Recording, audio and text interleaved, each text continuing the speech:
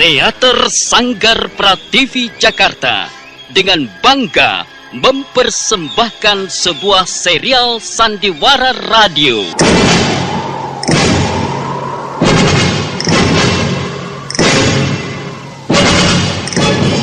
Tanah Semenanjung.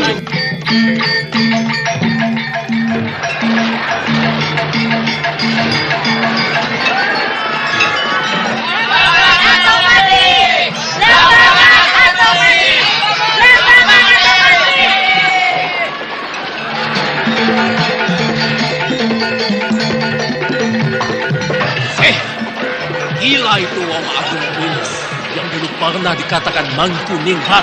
Ternyata dia masih hidup. Pardon. Kenapa bisa begitu, hei?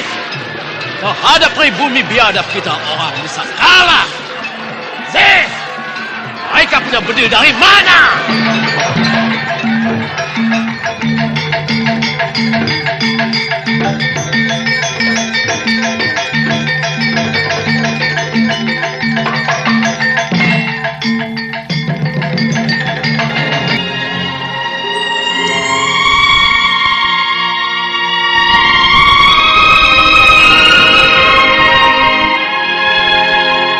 Naskah ditulis oleh J.F.R. Sarjono, diolah dari novel trilogi Putu Prabadarana. Teknik dan montase Edwin Sutandi. Hiasan musik dan sutradara C. Isprionoka. Dalam episode kelima ini dengan judul Tuturan Bencana.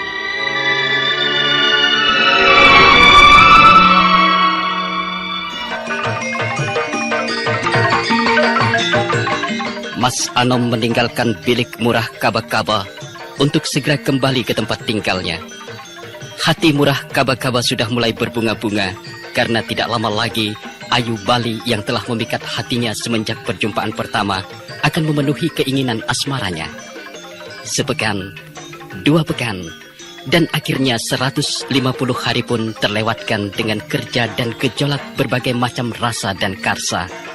Sedih dan gembira, harapan dan keputusasaan, atau kemarahan dan sabar datang silih berganti mengukir pengalaman bagi setiap gelintir manusia yang bernafas di tanah Belambangan. Kini jumlah warga yang menghirup udara Belambangan sudah bertambah, antara lain dengan keberadaan Ratna Ayu Yustiani yang tiba di Lateng 10 hari setelah Tantrini kembali di Raung. Sungguh mengecewakan Dinda Yustiani. Iya. Hamba bisa memahami perasaan Paduka Kanda Ratu. Memang keadaannya menjadi jauh berbeda dengan semasa Sri Prabu Mangkuningrat dan Wong Agung.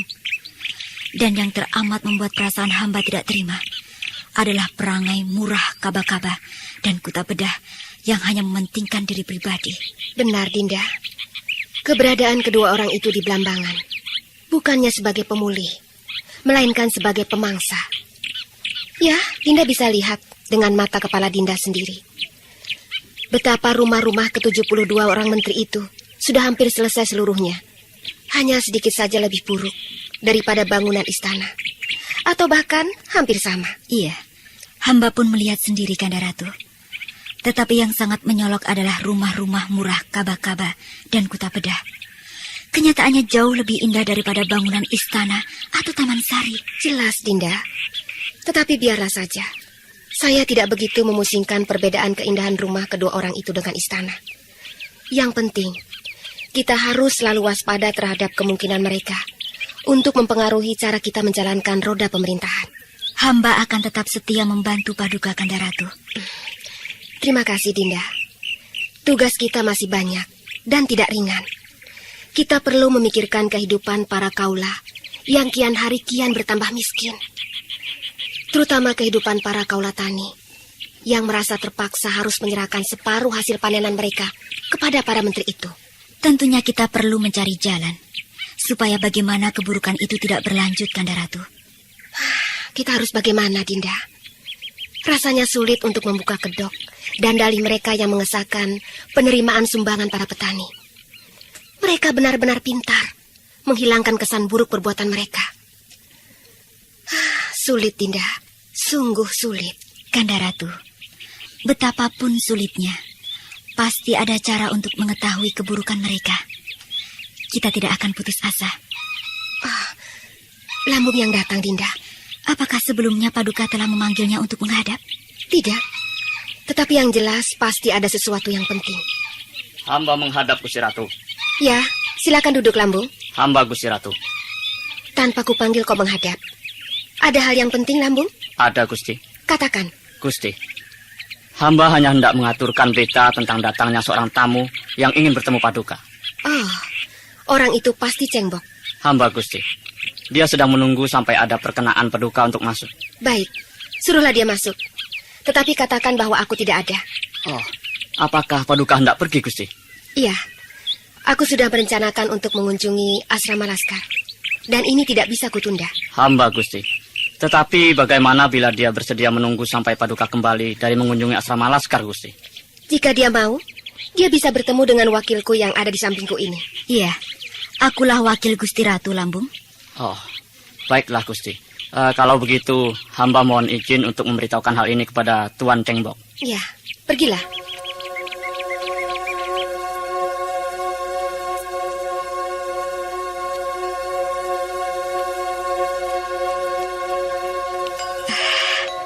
Hamba tidak mengerti.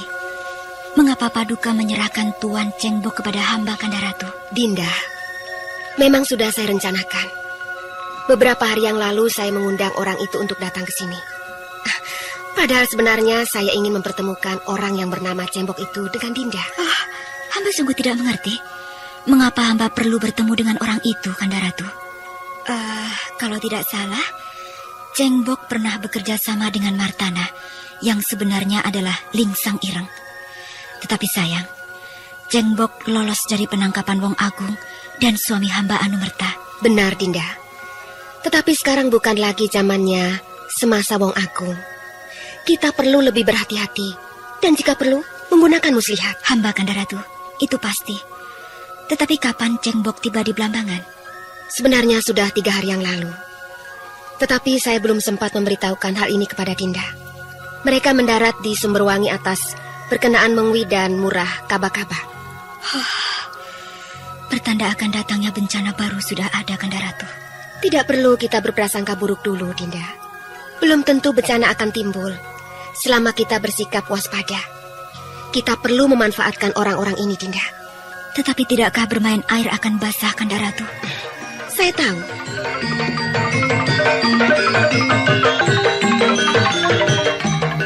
Selamat datang di istana kami, Tuan. Ya. Terima kasih, Yang Mulia. Terima kasih. Apakah Yang Mulia mewakili Sri Ratu? Iya, benar. Saya beliau tugaskan untuk menyambut kedatangan Tuan. Dalam hal ini, Gusti Ratu meminta maaf kepada Tuan karena beliau tidak bisa menemui Tuan. Ini yang saya tidak mengerti, Yang Mulia. Kedatangan saya ke sini tiada lain atas undangan Sri Ratu sendiri. Tuan memang benar. Ketika beliau mengundang Tuan untuk datang hari ini, beliau lupa bahwa sebelumnya beliau sudah merencanakan untuk meninjau asrama Laskar. Nah, untuk itu beliau meminta pengertian dari Tuan. Iya. Tidak apa-apa. Tetapi yang saya khawatirkan, jangan-jangan Yang Mulia tidak bisa memutusi masalah yang telah dipesankan Sri Ratu untuk kita bicarakan. Oh, jangan khawatir, Tuan. Saya sudah beliau serai purba dan wisesa. Apa artinya itu, Yang Mulia? Saya tidak mengerti, ya. Ya, sama dengan wewenang untuk memutuskan. Iya. Baiklah, Yang Mulia. Kita mulai saja pembicaraan kita ini. Oleh karena itu, saya ingin tahu apa maksud Sri Ratu mengundang saya kemari. Sederhana saja, Tuan. Hanya untuk menjalin kesepakatan. Dan bila nanti kesepakatan tidak kita capai, saya akan membunuh Tuan dan merampas semua kekayaan Tuan. Haya. Yang mulia tidak perlu mengancam saya seperti itu. Oh. Saya dan Tuan Hendrik sudah memperoleh izin dari Gusti Murah Kaba-Kaba, juga dari Mengwi. Siapakah penguasa Belambangan itu? Gusti Ratu Ayu Chandra dan sayalah penguasa Belambangan. Bukan Gusti Murah Kaba-Kaba, apalagi Mengwi. Benar? Benar yang mulia. Benar. Jadi sedikit pun Tuan jangan mengira bahwa dengan tidak adanya Wong Agung Wilis, Tuan akan mudah menguasai Belambangan. Tidak hanya tidak yang mulia. Selambut pun tak pernah terlintas gagasan untuk menguasai Belambangan. Juga semasa Wong Agung masih ada. Saya dan Tuan Hendrik hanya bermaksud berdagang saja. Lain tidak. Agar supaya kerjasama kita dalam perdagangan bisa baik dan saling menguntungkan, alangkah baiknya jika kita jalin persahabatan. Iya, bagaimana yang mulia? Kerjasama yang dipererat dengan persahabatan adalah sangat baik, Tuan. Tetapi asalkan Tuan tidak akan menipu kami, sehingga kami menderita rugi. Menipu? Seperti anak kecil saja yang mulia. Sukanya main tipu-tipuan. Anak kecil biasanya bersifat jujur, Tuan. Orang dewasalah yang sudah berakal untuk menipu. Sudahlah yang mulia. Sebaiknya kita mulai berunding saja. Apakah sebenarnya keinginan Sri Ratu yang dipesankan kepada Yang Mulia? Tuan harus mengembalikan bandar kepada kami, karena itu adalah milik kami, milik Belambangan. Juga tanah-tanah kerajaan yang dulu pernah Tuan ambil secara paksa. Tidakkah itu berarti perampasan Yang Mulia? Bisanya Tuan menuduh kami hendak merampas. Tidakkah sudah saya katakan bahwa semua itu milik kami, hak kami dan wewenang kami? Ya. Baiklah Yang Mulia. Tetapi harap Yang Mulia ketahui bahwa di belakang kami ada laskar Inggris loh.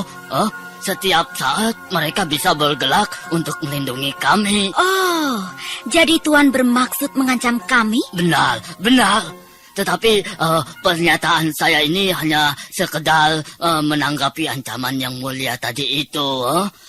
Jika Yang Mulia benar-benar hendak merampas tanah-tanah kerajaan dari tangan kami pun siap mempertahankannya. Bagus. Kalau begitu silakan Tuan pergi dari sini dan kerahkan laskar pelindung Tuan untuk menyerang Belambangan. Tetapi berarti Tuan akan melawan dua kekuatan sekaligus, yakni Belambangan dan Mengwi. Di samping itu, dunia akan memuji pihak kami sebagai pejuang-pejuang yang membela hak dan wewenang atas milik sendiri. Sementara Tuan dan sekutu Tuan adalah dubriksa penjajah. Ya, apa lagi itu? Apa artinya dubliksa? Saya tidak tahu Yang Mulia. Janganlah Tuan mencoba hendak bercanda dengan saya. Silakan Tuan segera keluar dari sini. Silakan dan kembalilah dengan laskar Tuan. Kami siap untuk berperang. Sebentar dulu Yang Mulia. Jangan malah-malah dulu. Saya tadi hanya bermaksud bermain-main saja. Sungguh Yang Mulia. Saya juga berpikir serta mempunyai perasaan. Apa manfaatnya berperang? Kedatangan saya ini bertujuan baik Yang Mulia. Saya ingin bekerja sama dengan cara menjalin persahabatan yang saling menguntungkan. Lalu apa jawaban Tuan atas permintaan saya tadi? Tetapkah Tuan bersikeras untuk tidak mengembalikan tanah-tanah kerajaan milik Belambangan? Tidakkah Tuan? Begini saja Yang Mulia. Untuk apa kita perlu bersih tegang? Jika Tuan tidak menyetujui permintaan kami, tentu saja saya akan marah. Dan ini berarti bahwa kita tidak mencapai kesepakatan. Nah, seperti ucapan saya tadi, Tuan akan saya bunuh. Hei prajurit! Hanya sebentar dulu Yang Mulia. Tolong perintahkan supaya mereka tidak menembak saya. Tolonglah Yang Mulia. Kita berbicara baik-baik lagi saja. Prajurit, turunkan senjata kalian. Lalu apa usul Tuan? Bagaimana Tuan? Begini Yang Mulia. Bagaimana jika hak milik Bandal tetap di tangan Blambangan dan kami hanya sebagai para pengelola saja? Tentu saja hasilnya kita bagi secara adil. 3/4 untuk Blambangan dan yang 1/4 untuk kami. Bagaimana Yang Mulia? Setuju? Apakah Tuan tidak akan menipu kami? Tidak Yang Mulia. Malahan di samping itu Tuan Hendrik berpesan bahwa beliau akan membantu membangun Blambangan. Kami sedang membangun sendiri Tuan. Tidakkah Tuan bisa melihat kesibukan di seputar istana? Maksud saya bukan seluruhnya Yang Mulia. Tuan Hendrik hanya menghendaki membantu membangun tembok benteng yang roboh lebih dari separuh itu. Bahkan menurut beliau, sebaiknya yang masih tersisa itu dirobohkan sekalian dan diganti dengan yang baru. Setuju kan Yang Mulia? Ya, baiklah. Usul Tuan saya terima. Tapi ingat, jangan sekali-kali Tuan menipu kami. Tidak Tuan Mulia. Percayalah kepada kami. Baik, terima kasih atas kemauan baik Tuan. Sama-sama Yang Mulia. Kami juga berterima kasih bahwasanya Yang Mulia bersedia menerima usul kami. Kalau begitu, saya mohon pamit. Saya harus segera kembali ke Sumberwangi. Ya, silakan Tuan.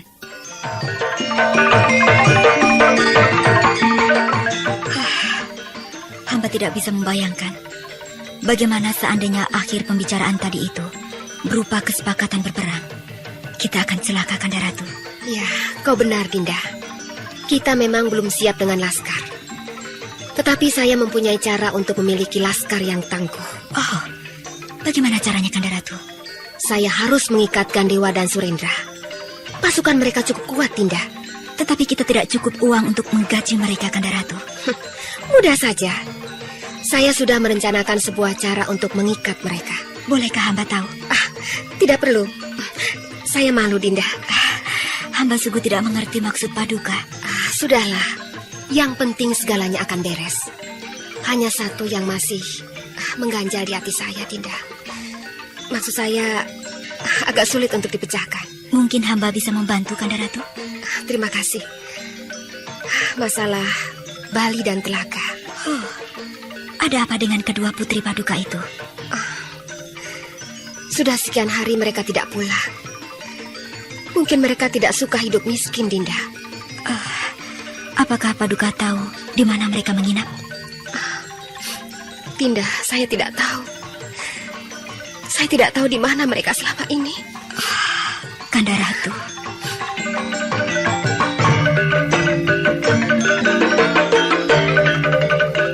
Tiba-tiba Ayu Chandra teringat akan Ayu Bali dan Telaga yang sudah sekian hari tidak pulang. Nah, saudara pendengar, bagaimanakah kisah kedua anak Ayu Chandra itu? Silakan menunggu seri berikutnya. Sampai jumpa.